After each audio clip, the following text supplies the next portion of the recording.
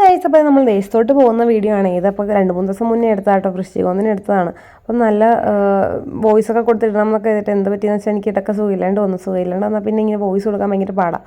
ഇപ്പോൾ തന്നെ എനിക്ക് വലിയൊരു ഒരു ഉഷാറില്ല, എന്നാലും കുഴപ്പമില്ല.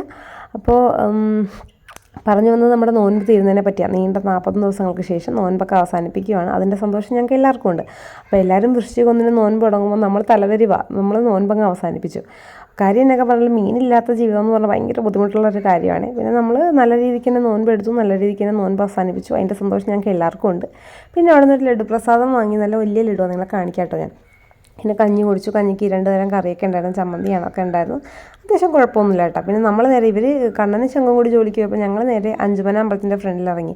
അപ്പോൾ ചെന്നപ്പോഴേ മനസ്സിലായി അവിടെ എന്തൊക്കെയോ പരിപാടി ഉണ്ട്, വിശേഷപ്പെട്ട ദിവസമാണ്. ശരിക്കും പോകാൻ കാരണം നമ്മുടെ കുഞ്ഞമ്മേൻ്റെ വീട് അവിടെയാണ്. അപ്പോൾ അവിടെ ഇറങ്ങിയപ്പോഴാണ് ഇതൊക്കെ കണ്ടത്. അപ്പോൾ ഇതെല്ലാം വാങ്ങി പിന്നെ ഇനി കുഞ്ഞമ്മേനെയൊക്കെ കൂട്ടി നമുക്ക് വീണ്ടും അമ്പലത്തിൽ വരാം.